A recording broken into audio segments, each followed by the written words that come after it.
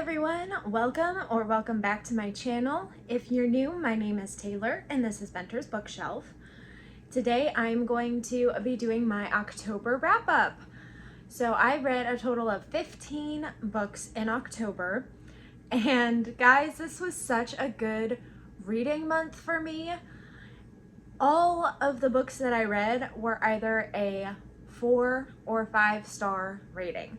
So I read a lot of gems this month, and since there are only 2 ratings that I gave to any of the books this month, I'm just going to categorize them as such.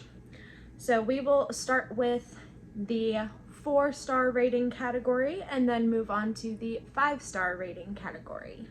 Okay, so the first book that I rated 4 stars is Put Out to Pasture, which is book 2 in the Farm to Table Mysteries series by Amanda Flower. This is a cozy mystery series, and we are following Shiloh Bellamy, who was a big shot producer in LA and has since moved back to her hometown of Cherry Glen to help her father and save their farm. Being cozy mysteries, there's not really a cliffhanger from one to the next. However, I don't want to give away any details that may spoil either book, so I'm just going to leave it at that.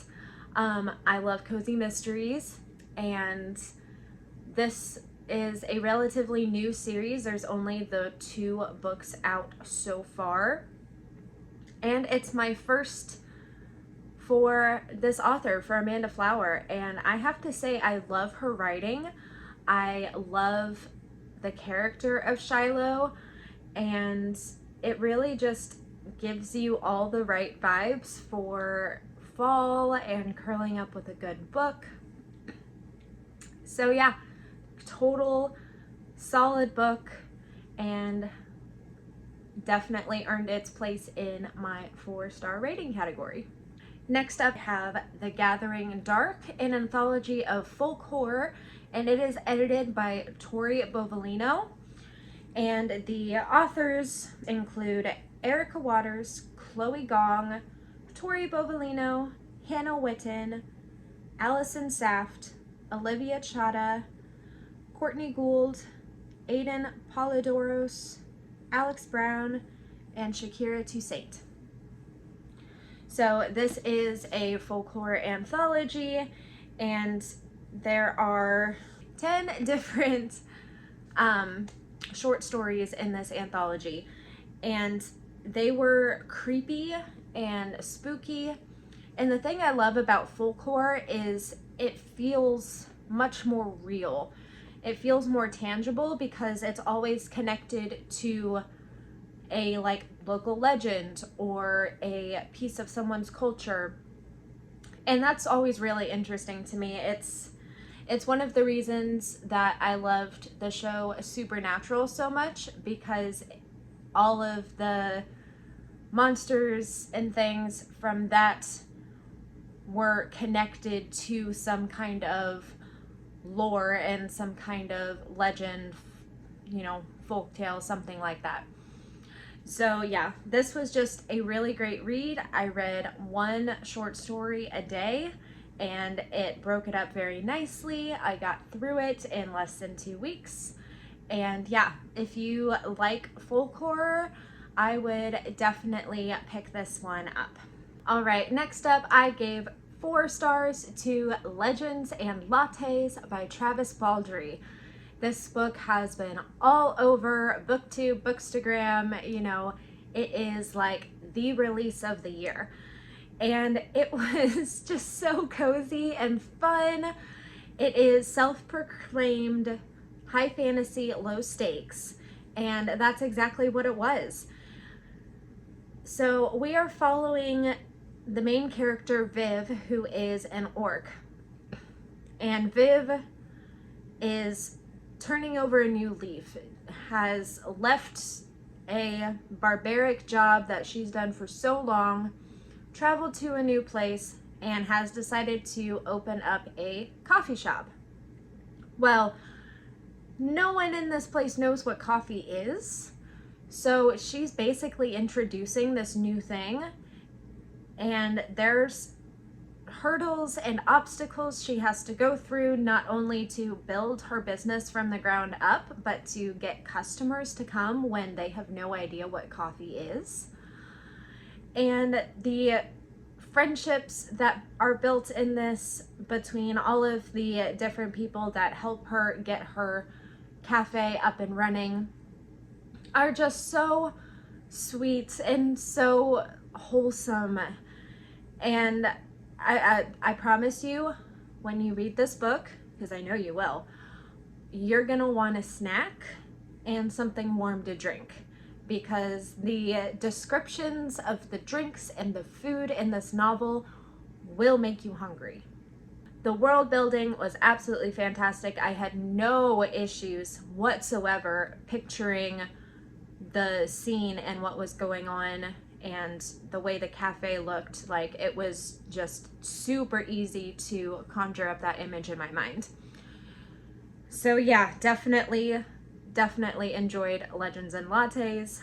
Please pick it up. It is the perfect cozy fall read, and yeah, I don't have anything but good things to say about it. I also gave 4-star ratings to the Moonbright main trilogy, which I read for the Foxenwood Fall Festival readathon, which is Alexandra Roseland's Patreon readathon for this fall season. So the Moonbright main series is 3 novels: The Cottage on Pumpkin and Vine, The Bake Shop at Pumpkin and Spice, and The Cafe Between Pumpkin and Pie. They are all set in this small town of Moonbright, Maine, and they are all Halloween-themed romances comprised of 3 short stories. Now, all 3 stories in The Cottage on Pumpkin and Vine center around the Rose Cottage. All of the stories in The Bake Shop at Pumpkin and Spice center around the Bella Luna Bake Shop. And all of the stories in The Cafe Between Pumpkin and Pie center around the Corner Cafe. So these are well-known and beloved landmarks in this fictional town of Moonbright, Maine. And all of the stories connect to the location in some way. These were very atmospheric, very autumnal, perfect for this season. And they did get a little bit spicy, which I really enjoyed. A lot of times with like romance short stories, you either get no spice, all sweet, or you get so much spice because they're trying to fit a lot into a short amount of time. But this, I feel like, was very balanced. It was very sweet, very romantic, but also had just the right amount of spicy scenes. And the best thing of all, I think, is even though they are short stories, you really end up rooting for these couples to get together. Like, it's written so well that in each one I was just like, oh, come on, kiss him already. It's wonderful writing to be able to evoke that strong of a connection to the characters and emotions in, 100 or so pages. Another book that I read for the Foxenwood Fall Festival readathon that I also gave 4 stars is The Graveyard Book by Neil Gaiman. And please excuse the corner here missing. I did thrift this copy of The Graveyard Book, so it's not as pristine as most of the books on my shelf, but I knew I wanted to read this for the readathon because it is one of Lexi's favorite middle grade books of all time, and it's Neil Gaiman, so I had a feeling that it was going to be a good one. At first, I wasn't really hooked. It took me about 55-60% through the book to actually get hooked. But once I was hooked, I was hooked. Like, once I got to that point, I couldn't put this down. And yeah, I had to keep reading, and I had to finish and find out what happened. So the Graveyard Book, we are following this boy named Nobody Owens. He goes by Bod for short, and he is left as a toddler in this graveyard after his entire family is murdered. And his mother's spirit asks the ghosts of the graveyard to raise him and to take care of him. So he is raised by the different ghosts in the graveyard. He has parents, which are Mr. and Mistress Owens. He has a guardian whose name is Silas, and the guardian is one of the only ones who can actually leave the graveyard, whereas the rest of the ghosts are stuck because that's where they're buried. But he's able to leave the graveyard and go get food and clothing for Bod. So he's raised in this graveyard, and the person who killed his family is still out there and still looking for him, wanting to finish the job. And it's just really awesome. There is a secret society involved. There's lots of different characters. There's a really nice plot twist. And just, it was a really, really fun read and very atmospheric. Yeah, just pick up the book. That's all I have to say is pick up the book. And the final book for my 4-star rating category is The Witch Boy, a graphic novel by Molly Knox Ostertag. This is one that I read for Weekendween, the Monster Mash, hosted by Olivia Reads a Latte and Gabby Reads. And it was really, really, really good. We are following our main character, Pasture, and his family. And in this family, the women have their magic of being able to do spells, and the men have their magic of being able to shapeshift. Now, Pasture feels like he is not of the same breed as the men in his family. He doesn't have the ability to shapeshift, and he's more interested in the casting of spells and the women's magic.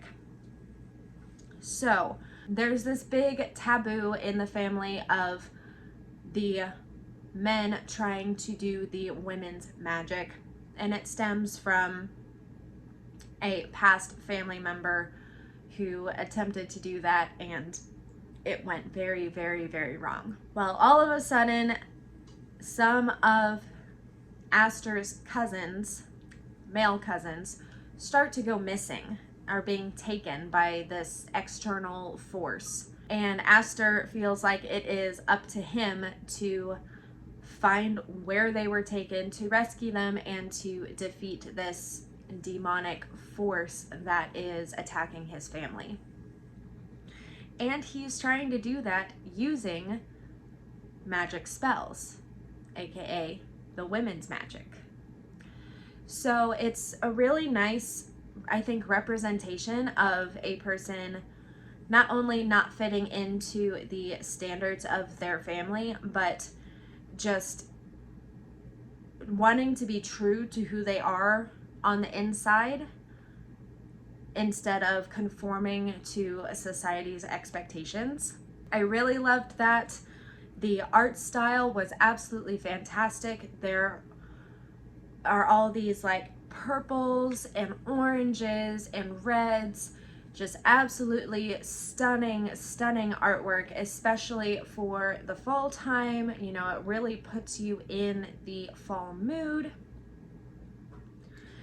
And it was a sit down and read start to finish for me. I read it, I think, in about an hour.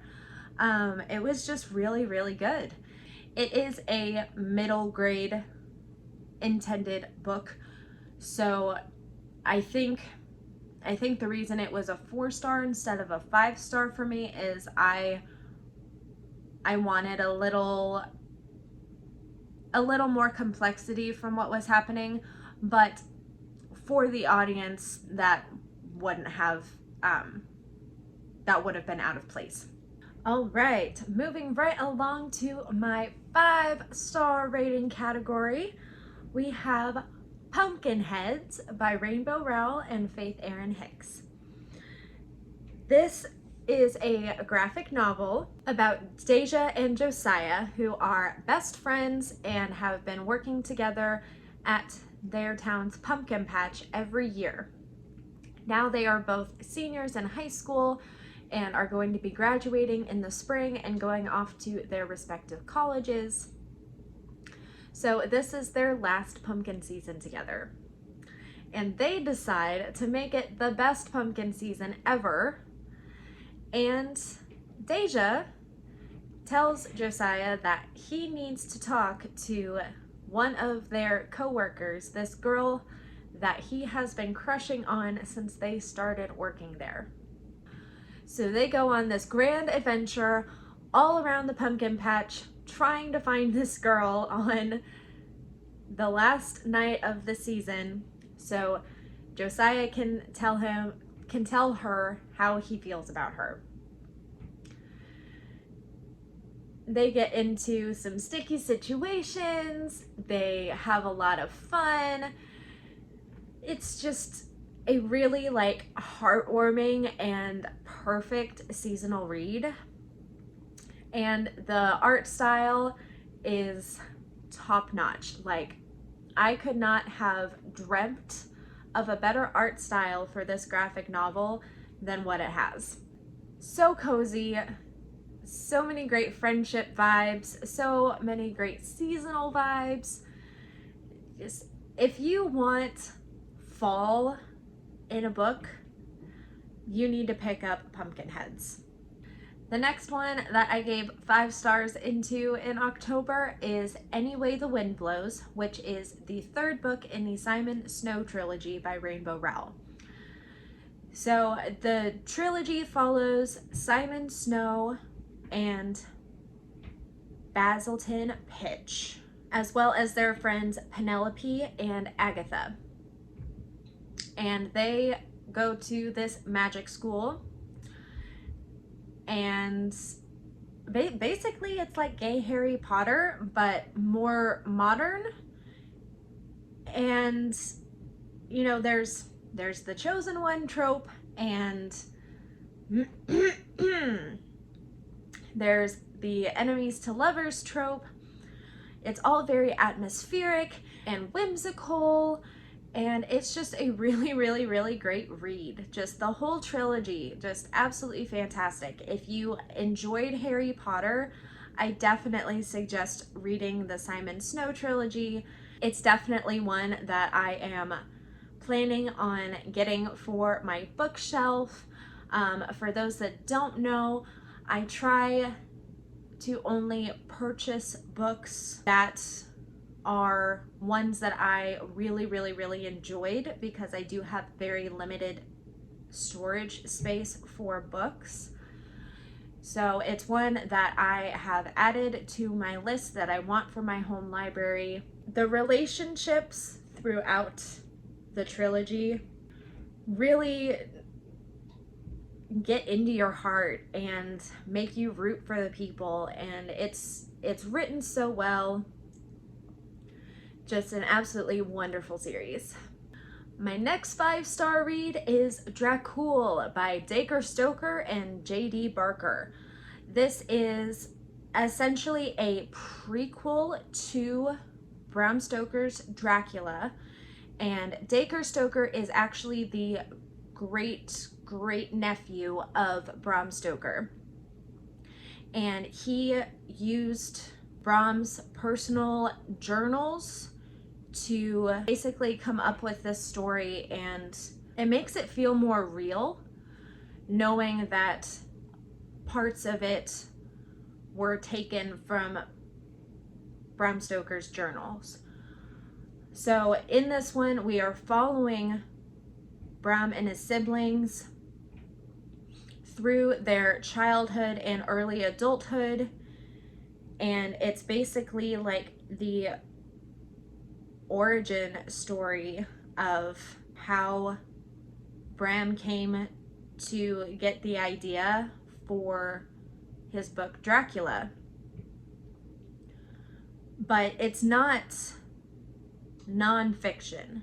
It is fiction. Well, who actually knows? But categorized as fiction.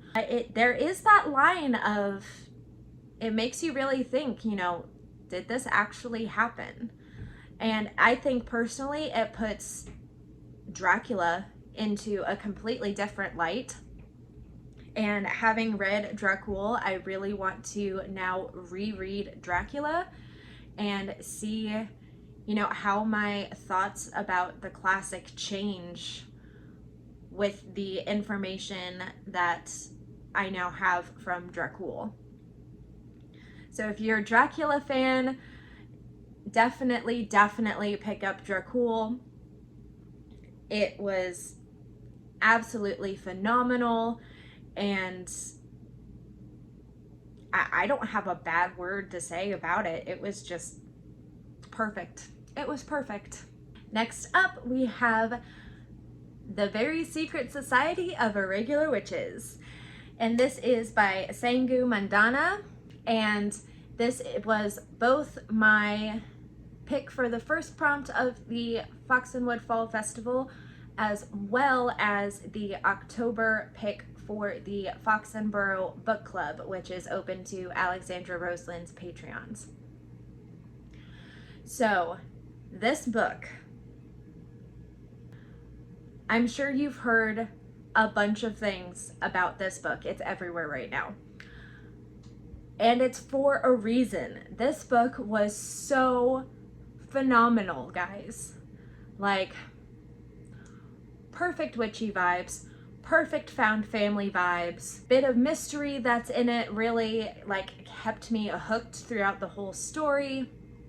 So we are following Mika Moon, who is a witch, and she is part of a society of witches who meet like every 3 months or so, but they have to keep it a secret for their safety. In her mind, she calls this witch society the Secret Society of Witches. Now, she kind of breaks the secrecy rule and has a YouTube channel where she posts videos doing magic. Now, of course, the general populace doesn't think witches are real, so they think it's just pretend. However, this oddball family finds her videos and invites her to come to their estate and teach their 3 budding witches magic. And for some reason that she doesn't quite understand, she accepts. So she goes to this beautiful estate, and there are 3 young budding witches, and she is supposed to teach them how to control their powers. There is this grumpy librarian who is one of the guardians of these 3 witches, and there is a bit of romance that goes on between them, and quite honestly, I like totally vibe with Jamie, the grumpy librarian. And yeah, this book is just so fantastic. I didn't even like borrow this book to read it. I just went ahead and bought it before I even read it because I knew it was going to be a top rated read for me. And next up, we have one that probably is not a surprise, and that is Wondersmith, The Calling of Morrigan Crow, book 2 in the Nevermore series by Jessica Townsend. This is a middle grade fantasy series, and oh my gosh, guys, I honestly think that the Nevermore series is going to end up being this young one's generation equivalent to Harry Potter, like for my generation. It's that good. It is that good. And I just found out that they are in the works for adapting the first book into a movie musical with the same director and score composer as The Greatest Showman, which is a absolutely fantastic movie musical. If you've never seen The Greatest Showman, go watch it right now. But that says to me, you know, they're getting big names for this adaptation. I think it's going to end up being very, very, very epic. But Wondersmith is the second book.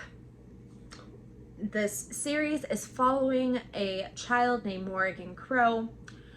She was cursed to die on her 11th birthday.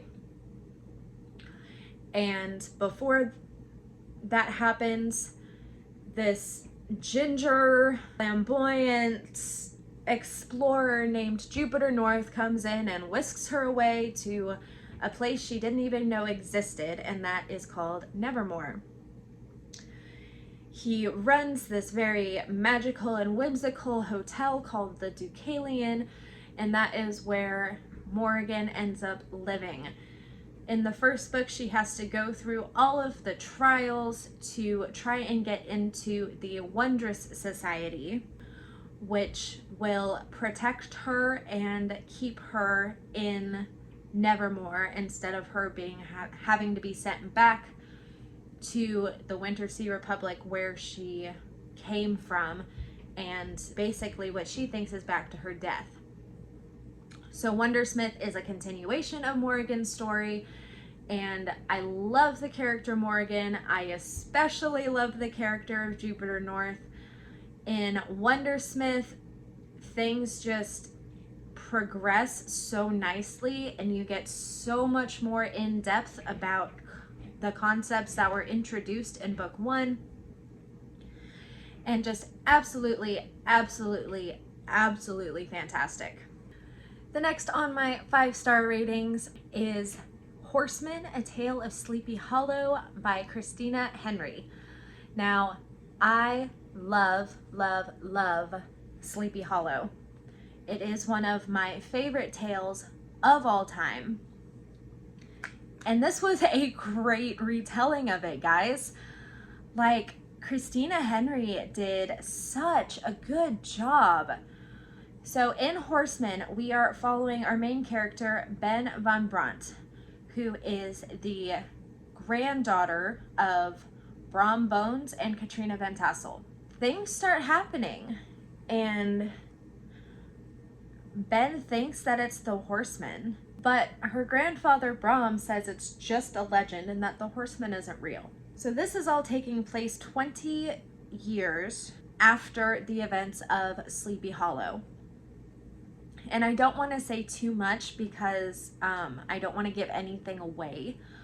But what I will say is the way that the character of Ichabod Crane is incorporated in this retelling was completely unexpected and quite honestly brilliant. Yeah, I don't think I have anything else to say other than, yeah, absolutely brilliant. And finally, we have Women and Money by Susie Orman. Now, this is a nonfiction finance sort of self-help book. And the way that I rate nonfiction is based on my enjoyment while reading the book, as well as how much I learned from the book. So this is in the 5-star rating category. I love Susie Orman and the way she writes and is very just like super straightforward, but at the same time totally relatable. And I learned so much from this book. One of the things that I loved most is she spent a decent amount of time talking to the stay-at-home mom. and giving tips to the stay-at-home mom, which is what I am. I don't have an income. My husband brings in the income for our family. So I have been finding it difficult to really get good information for my situation from finance books, because the majority of them talk to the working person.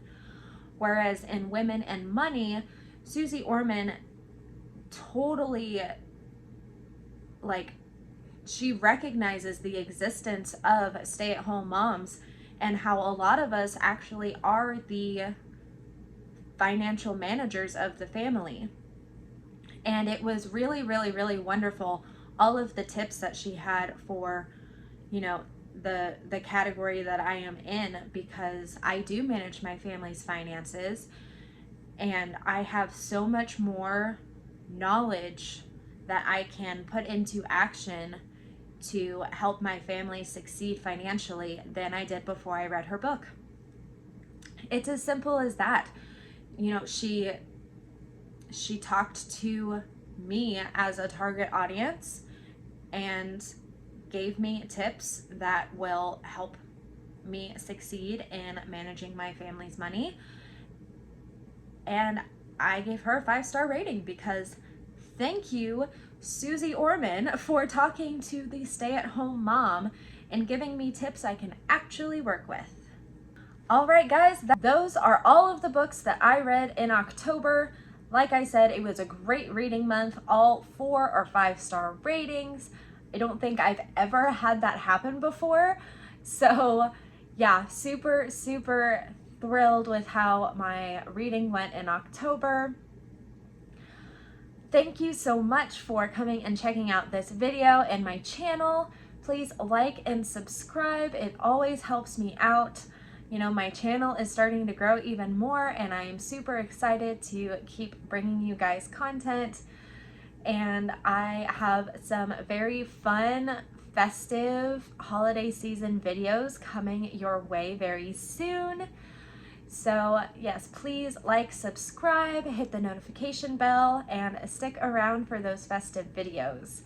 I will see you guys in the next one, and I hope you had a great spooky season.